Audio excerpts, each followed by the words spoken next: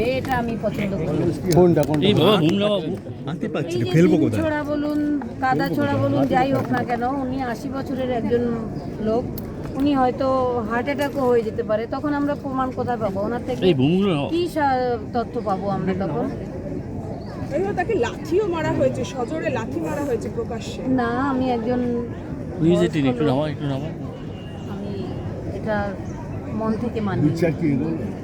অবশ্যই হ্যাঁ, আমার হবে এবং বিচার নিউজ হবে। 18 ঢুকে যাচ্ছে। এখন যারা ছিলেন রাত্রিবেলা অভয়ের সঙ্গে তাদের কি গ্রেপ্তারের দাবি জানাবেন? কি চাইছেন? তাদের সব হয়ে গেছে, এসব আপনারা আস্তে আস্তে দেখতে থাকুন, আমি এখন কিছুই বলবো না। কি হয়ে গেছে মানে? সব কিছু বলা হয়ে গেছে। নারায়ণ স্বরূপ নিগম এখনো স্বাস্থ্য সচিবের পদে রয়েছেন, তারও কি অপসারণ চাইবেন? হ্যাঁ, কার অপসারণ? আমি নামগুলো এখন বলতে চাইছি না। যে বললেন যে অপসারণ, কার অপসারণ? প্রশাসন যেটা মনে করবে সেটাই করবে, এবং মুখ্যমন্ত্রী যেটা চাইবেন দেখতেই পাচ্ছেন বলেছেন আমার বোনের বিচার দেব, সেটা তিনি দেবেন। এই ভরসাটা তার উপর আছে, সেই জন্য আমি নিজে কোনো কথা বলবো না। স্বাস্থ্য সচিবের কিছু হলো না, কিছু বলবেন? গতকাল অভয়ের বাবা গোপন জবানবন্দি দিয়েছেন।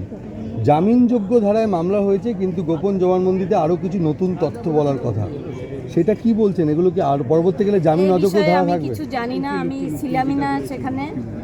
আমার কালকে বিধানসভায় মিটিং ছিল, সেখানে গেছিলাম। নির্মল ঘোষ ভিন রাজ্যে পালিয়ে গেলেন গ্রেপ্তারি এড়াতে, এটা কি বলবেন? যে নির্মল ঘোষ দাপটের সঙ্গে অভয়ের দেহ সৎকার করেছিলেন জোর করে, কি বলবেন? কিছু বলবো না। উনি অপরাধ করেছেন, উনি অপরাধী, সাজা পাবেন। সঞ্জীব মুখোপাধ্যায় আপনাদের প্রতিবেশী হয়ে সই করেছিলেন কাগজে, আজকে অবশেষে গ্রেপ্তার হলেন, কি বলবেন? তোলাবাজির মামলাও রয়েছে তার সেদিন বিরুদ্ধে। অনেক বলেছিলাম, তুমি একবার পুলিশকে বলো, কি?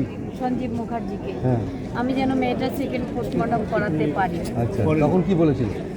উনি কথা শোনেননি, উল্টে এই এখানে প্রস্তাব রয়েছে, সজলদা ছিল, অগ্নিমিত্রাদি ছিল, সবার উপর ওরা পরে হামলাও করেছে। আমরা ওখানে আরেকটু থাকলে আমাদেরও মারতো। এটা টালা থানায়। হ্যাঁ, তখন সঞ্জীবের ভূমিকা কি ছিল?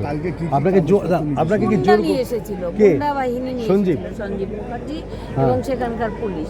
কোথায় এটা টালা থানায়? হ্যাঁ। কি বলেছিল তখন? কিছু আমার সঙ্গে বলেনি, আমাদের তো গাড়িটা আটকানো ছিল, তখন আমি বলেছিলাম জানলা দিয়ে যে তুমি একটু দেখো, তাহলে আমি মেয়েটা সেকেন্ড পোস্টমর্টম করতে আরে পারবো। সেকেন্ড পোস্টমর্টম, তারপরে সেকেন্ড পোস্টমর্টম বলতে দে না। সেকেন্ড পোস্টমর্টম তারপরে সেকেন্ড পোস্টমর্টম উনি তখন আমার কথা শুনে উল্টে গিয়ে সজলদা, কৌস্তব বাগচি এদের উপর হামলা করলেন কে, পুলিশ সঞ্জীব? মিলে, সঞ্জীব মুখার্জি এবং এই সোমনাথ দে। কৌস্তব এখানে রয়েছে, ওর কাছ থেকে শুনুন না বাকি ব্যাপারটা। সোমনাথ দেও কি তখন ছিল?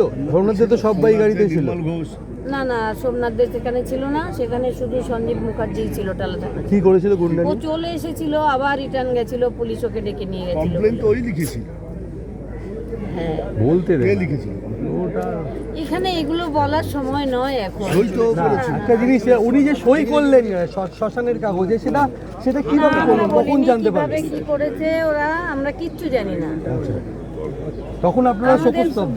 প্রচন্ড ভয় দেখানো হয়েছিল, আর পুলিশ এত ছিল, আমরা কিচ্ছু করতে পারি। কে ভয় দেখিয়েছিল? কে ভয় দেখি? পুলিশ উনি বলেছিল পুলিশ। কোন থানার কি? কিছু এখন আমার মাথায় নেই ওসব। দেখুন, একটা জিনিস বারবার আপনারা বলছেন যে নির্মল ঘোষ, সঞ্জীব মুখোপাধ্যায়, সোমনাথ দে, কিন্তু সেখানে যেটা শ্মশানঘাটের কর্মীরা যেটা বলছেন, পুলিশও খুব তাড়াহুড়ো করেছিল, সেই পুলিশ অফিসারদেরকে আপনারা চিহ্নিত করেছেন? পারিনি এখনো, যে পুলিশ ওই সবাই গাড়ির টাকাটা দিয়েছিল, তাকেও আমি খুঁজছি ওই টাকাটা তাকে রিটার্ন করার জন্য, কারণ তার তো দেওয়ার কথা নয়, ওটা তো আমাদের দেওয়ার কথা। কে দিয়েছে? কে দিয়েছে জানি না আমি এখনো। আমি অনেক বলেছি, আপনাদের মিডিয়া মাধ্যমে বলেছি, যে টাকাটা দিয়েছিলেন প্লিজ একবার এসে টাকাটা নিয়ে যাবেন, বা কোনো কিউআর কোড পাঠান, আমি টাকাটা দিয়ে দিতে চাই। কাউকে পাইনি। মুখ্যমন্ত্রীর কাছে আর্জি জানাবেন যেই সমস্ত পুলিশ কর্মীরা সেদিনকে শ্মশানে উপস্থিত ছিলেন তাদের বিরুদ্ধে শাস্তি নেওয়ার জন্য?